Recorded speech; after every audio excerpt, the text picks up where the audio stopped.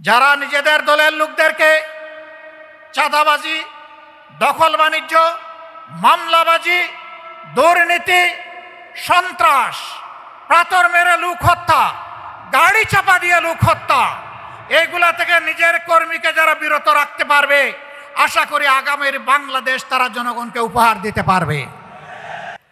তাদের প্রতি, সকলের প্রতি আমাদের বিনয়ী অনুরোধ, ফ্যাসিবাদের যে কষ্টটা আমরা আপনারা সকলে ভোগ করেছি, মেহেরবানি করে এই কষ্টটা কেউ আর জনগণকে দিবেন না। একটা ভাব উঠছে পরিবর্তনের আকাঙ্ক্ষায়, ঘুরে ধরা রাজনীতির কাঠামো পরিবর্তন করার আকাঙ্ক্ষায় জনগণ মুখিয়ে আছে। এই জন্যে জনগণ গণভোটে হা বলবে ইনশাআল্লাহ। আপনারা কি হা ভোটের পক্ষে লড়াই করে যাবেন? আসসালামু আলাইকুম ওয়া রাহমাতুল্লাহ।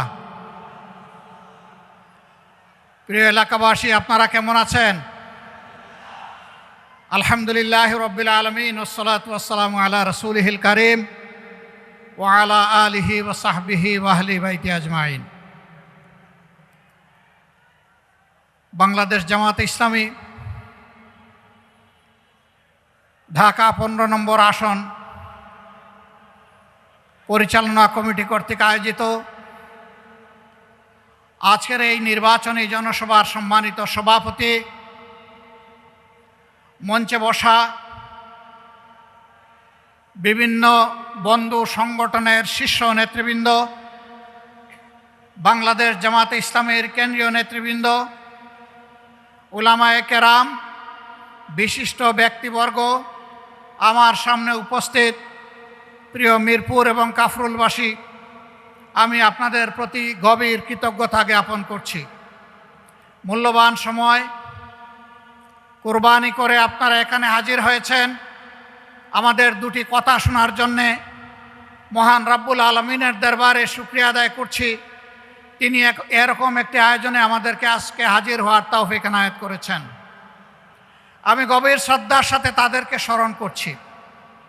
15.5 বৎসরের ফ্যাসিস্ট আমলে সূচনা থেকে শেষ পর্যন্ত যারা লড়ে গেছেন, জীবন দিয়েছেন, আহত পঙ্গু হয়েছেন, বারবার কারাবরণ করেছেন, চাকরি হারিয়েছেন, বিভিন্নভাবে নির্যাতিত হয়েছেন, আমি আজকের এই জনসভা থেকে তাদেরকে গভীর শ্রদ্ধার সাথে স্মরণ করছি।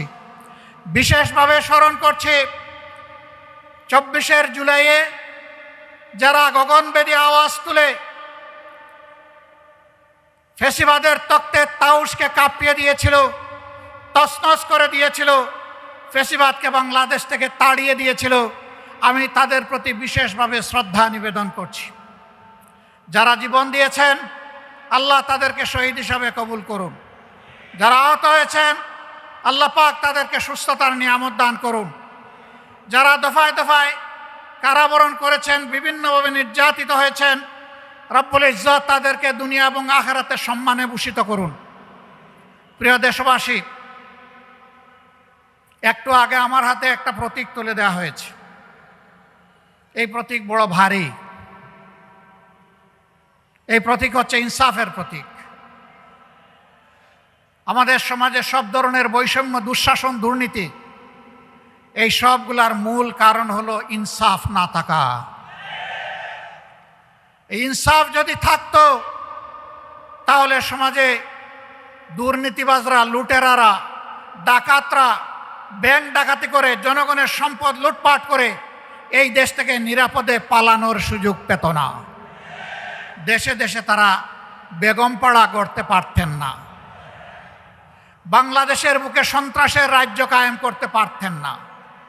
কারণ এই কালো টাকা সন্ত্রাসের পিছনেও ব্যয় হয়, আরও কালো টাকা বানানোর জন্যে। আজকে আমি এখানে অনেকের মাথায় লাল টুপি দেখতে পাচ্ছি। এই লাল টুপিগুলো 15.5 বছরে রক্তে লাল বাংলাদেশের করুণ চিত্র। সারা বাংলাদেশ ফ্যাসিবাদের কবলে পড়ে ছোপ ছোপ রক্ত আর খাড়ি খাড়ি লাশের দেশে পরিণত হয়েছিল। বহু মা তার সন্তান হারিয়েছেন, বহু বোন তার স্বামী হারিয়ে বিধবা হয়েছেন, বহু কচি শিশু তাদের বাপ হারিয়ে এতিম হয়েছে।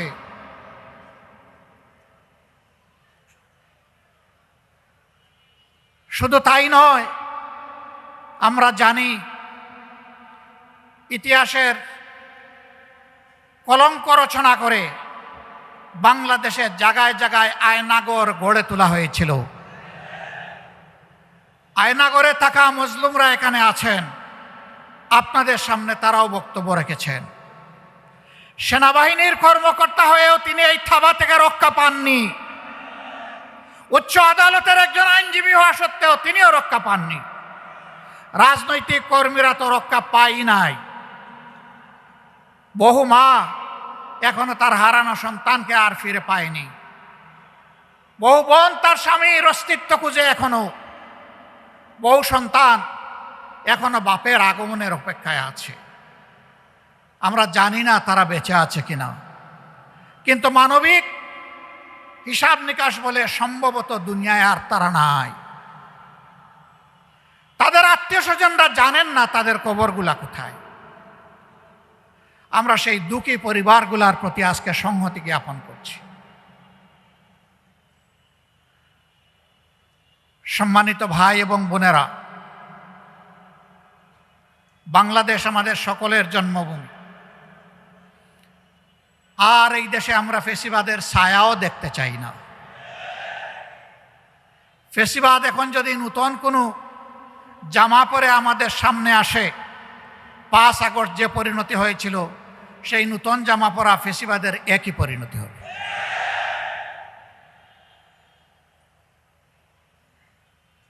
বহু ত্যাগ এবং কোরবানির পর এই যে এখানে আপনারা যারা বসে আছেন, আমি বিশ্বাস করি তার কমপক্ষে 40 ভাগ মানুষ বিগত 3টি নির্বাচনে আপনারা ভোট দিতে পারেন নাই। শুধু তা না, জীবনেও একবার ভোট দিতে পারেন নাই। এই ভোট যারা কেড়ে নিয়েছিল তাদের নাম হচ্ছে ভোট ডাকাত। আপনারা কি নতুন কোনো ভোট ডাকাত দেখতে চান? আমরা নতুন কোনো ভোট ডাকাত দেখতে চাই না। এই 40 ভাগ যুবক আপনাদের হাত ধরেই বিপ্লব হয়েছে, অভ্যুত্থান হয়েছে, যার কারণে আজকে এখানে দাঁড়িয়ে কথা বলতে পারছি। আপনাদেরকে সেলিউট। কাজ কি আপনাদের শেষ হয়ে গিয়েছে? আপনারা যে দুঃশাসন আর দুর্নীতির বিরুদ্ধে, যে বৈষম্যের বিরুদ্ধে রাস্তায় নেমে স্লোগান দিয়েছিলেন, উই ওয়ান্ট জাস্টিস, সেই ন্যায় বিচার কায়েম না হওয়া পর্যন্ত আপনারা কি ঘরে ফিরে যাবেন? অতএব ন্যায় বিচার যাদের হাতে নিশ্চিত হবে, আমরা আপনাদেরকে আহ্বান জানাবো, আমরা সবাই মিলে তাদের সঙ্গী হব ইনশাআল্লাহ।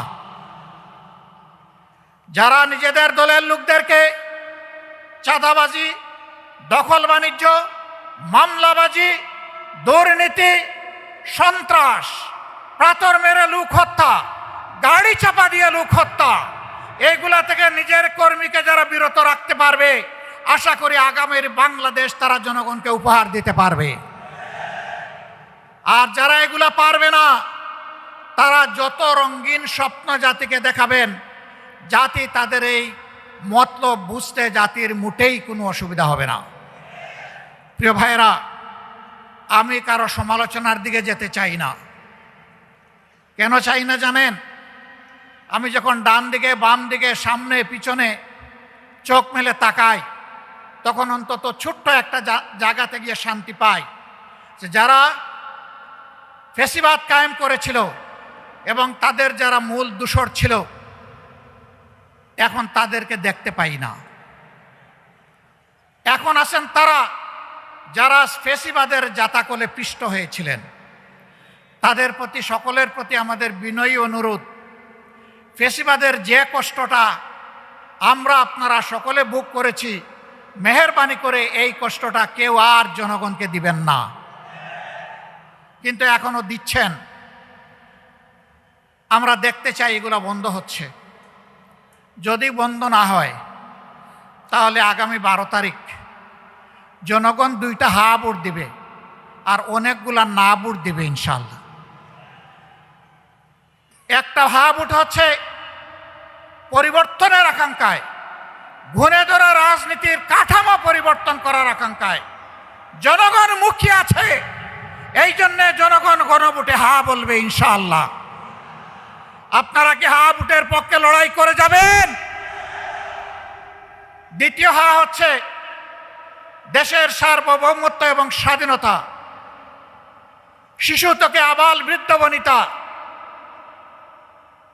মা বোন থেকে শুরু করে ভাই ভাতিজা সবাই সকলের অধিকার প্রতিষ্ঠিত করার অঙ্গীকার নিয়ে রাস্তায় নেমেছে, মাঠে এসেছে নির্বাচনী মাঠে 10 দলীয় সমঝোতার জোট। এই 10 দলকে বিজয়ী করার মানে হচ্ছে আধিপত্যবাদের বিরুদ্ধে হা ভোট। এর অর্থ হচ্ছে চাঁদাবাজের বিপক্ষে হা ভোট। এর অর্থ হচ্ছে দখলদারদের বিরুদ্ধে হা ভোট।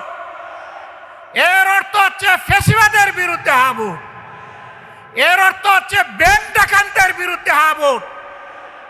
এর অর্থ হচ্ছে মা বোনদের ইজ্জতের উপর যারা হাত দেয় তাদের বিরুদ্ধে হা ভোট।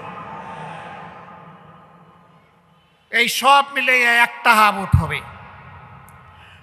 আজকে এখানকার এই আসনের প্রার্থী হিসাবে আমার হাতে পাল্লা তুলে দেওয়া হয়েছে। আমার সাথে 10 দলের আরও কিছু প্রার্থী এখানে আছেন। আমি তাদের হাতেও আপনারা অনুমতি দিলে আপনাদের পক্ষ থেকে প্রতীক তুলে দিতে চাই। আপনারা খুশি আছেন? নাহিদ ইসলাম প্রথমে আসবেন।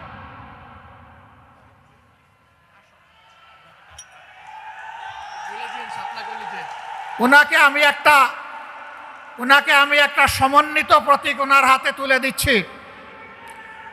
বাকিদের হাতে দিব দাড়ি পাল্লা, ওনার হাতে পাল্লা কলি। ওনার হাতে কি দিচ্ছে? পাল্লা কলি। এই দেখেন পাল্লা আছে, এইটার মাথায় একটা কলি আছে। এইটাকেই শাপলা কলি আপনারা ধরে নেবেন ইনশাআল্লাহ। ঢাকা 11 আসনের যারা ভোটার তাদের জন্য আমরা ইনসাফের প্রতীকের সাথে শাপলা কলি আমরা নাহিদ ইসলাম, যিনি জাতীয় নাগরিক পার্টির আহ্বায়ক, তার হাতে আমরা তুলে দিচ্ছি।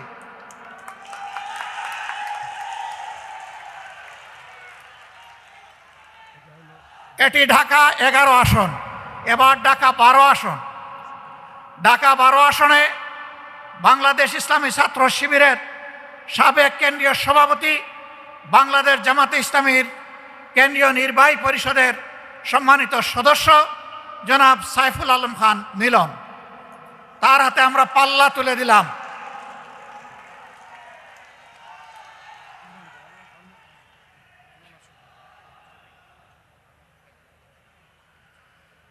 এরপরে হাসিনার সৃষ্ট দুনিয়ার জাহান্নাম সম আয়নাগরের বাসিন্দা, আমাদের কলিজার টুকরা ব্যারিস্টার আহমদ বিন কাসেম আরমান, যিনি 14 আসনে ন্যায় এবং ইনসাফের পক্ষে, জনগণের অধিকারের পক্ষে লড়াই করে ইনশাআল্লাহ বিজয় ছিনিয়ে আনবেন, তার হাতে আমরা পাল্লা তুলে দিলাম।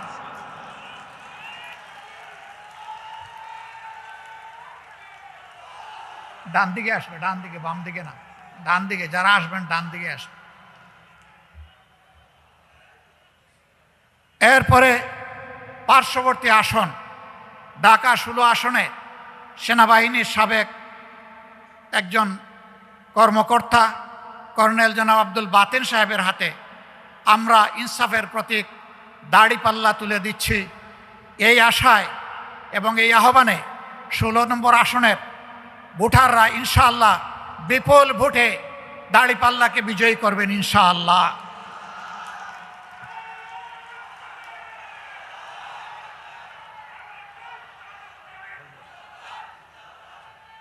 এবার ঢাকা 17 আসনে একজন দক্ষ চিকিৎসক,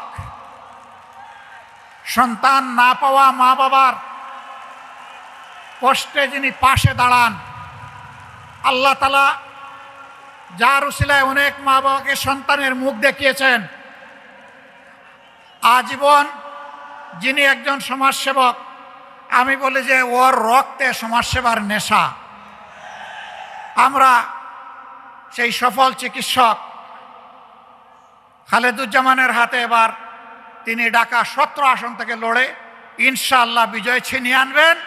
তার হাতে আমরা পাল্লা প্রতীক তুলে দিলাম। আলহামদুলিল্লাহ।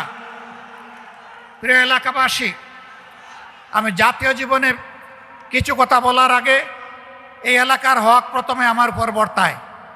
আমি যে এলাকাটিতে দাঁড়িয়ে আছি, এই এলাকায় আমি একটা খণ্ডচিত্র আপনাদের সামনে 1 মিনিটে তুলে ধরতে চাই। এটি রাজধানী ঢাকার একটি গুরুত্বপূর্ণ এলাকা। তার পাশেই আমাদের গর্বের সেনানিবাসের হেডকোয়ার্টার। আরও অনেকগুলা গুরুত্বপূর্ণ প্রতিষ্ঠান চতুর্দিকে আছে। এই ধরনের একটি এলাকায় যেখানে 8 থেকে 10 লক্ষ মানুষের বাস, সেখানে কি কি সামাজিক পরিষেবা বা সুবিধা থাকতে হবে আর কি আছে আপনারা একটু আশা করি দেখে নেবেন। মসজিদ আছে সর্বমোট 148টা, আলহামদুলিল্লাহ। প্রায় সকল পাড়াই মসজিদ আছে। ঢাকাকে বলা হয় মসজিদের শহর। গির্জা আছে 8টি, এখানে মন্দির আছে 1টি, ইয়াতিমখানা আছে 27টি, কওমি মাদ্রাসা আছে 23টি, হাফিজি মাদ্রাসা আছে 56টি, সরকারি প্রাথমিক বিদ্যালয় আছে 6টি, কিন্ডার গার্ডেন আছে 29টি, স্কুল আছে 22টি, প্রাইভেট হাসপাতাল আছে 12টি। দুঃখের বিষয়, এত বড় এলাকায় একটাও আন্ডার গ্রাজুয়েট কলেজ নাই, একটা মানসম্মত হাসপাতাল নাই, সেটা সরকারি হোক কিংবা বেসরকারি হোক। প্রাথমিক লেভেলের কিছু হাসপাতাল আছে, বেশিরভাগ বেসরকারি। এই এলাকায় 3টা বড় খাল আছে। এগুলাকে খাল বলা যাবে না, এগুলো এখন ময়লার ভাগাড়। ওর পাশ দিয়ে হাঁটতে গেলে আপনি নাক চাপা দিয়েও হাঁটতে পারবেন না, আপনি অসুস্থ হয়ে পড়বেন, মাথা ধরবে এবং আপনার মাথা ব্যথা শুরু হবে। এর সাথেই পাল্লা দিয়ে বসবাস করছে অসংখ্য মানুষ। ড্রেনগুলা একেবারেই অপরিচ্ছন্ন, মশা মাছির ভাগাড়, প্রজনন কেন্দ্র। রাস্তাগুলা সরু, যা একটু বড় করা হয়েছে রাস্তার মাঝখানে একটা লাইট পোস্ট। এটা দেখার কেউ নাই, সরানোর কোনো প্রয়োজন নাই। ভাঙা রাস্তা, বাচ্চারা স্কুলে যাওয়ার সময় 3 বার হুমড়ি খেয়ে পড়ে, তার সাথে হাতে ধরা মাও পড়ে যায়। সন্ত্রাস, মাদক এই এলাকায় দীর্ঘদিন ক্ষতিগ্রস্ত করেছে। আমরা তার নিখুঁত চিত্র তুলে আনার চেষ্টা করছি। মহান রাব্বুল ইজ্জতের ইচ্ছায় আপনাদের ভালোবাসা, সমর্থন এবং ভোটে যদি বাংলাদেশ জামাতে ইসলামী এখানে বিজয় লাভ করে, আমরা কথা দিচ্ছি এই অভিযোগগুলো নিয়ে বাসায় গ্যাস সাপ্লাই নাই, সারাদিন মহিলারা তাকিয়ে থাকেন কখন গ্যাস আসবে আর হাড্ডি পাশন বসাবেন। আমরা আপনাদেরকে কথা দিচ্ছি, আপনাদেরকে সাথে নিয়ে আপনাদের পাশে দাঁড়িয়ে ইনশাল্লাহ এই সমস্ত সমস্যার সমাধান আমরা করব। যেটা পারবো না কেন পারছি না, যেটা দেরি হচ্ছে কেন দেরি হচ্ছে, এটা জানানোর দায়িত্ব আমাদের, আর জানার অধিকার আপনাদের। আমরা তা আপনাদের সামনে স্পষ্ট করব। এই এলাকার জন্যে মানসম্মত হাসপাতাল এবং শিক্ষা প্রতিষ্ঠান ইনশাল্লাহ গড়ে তোলা হবে। মণিপুর হাই স্কুল সারা দেশের মধ্যে শ্রেষ্ঠ হাই স্কুলে পরিণত হয়েছিল।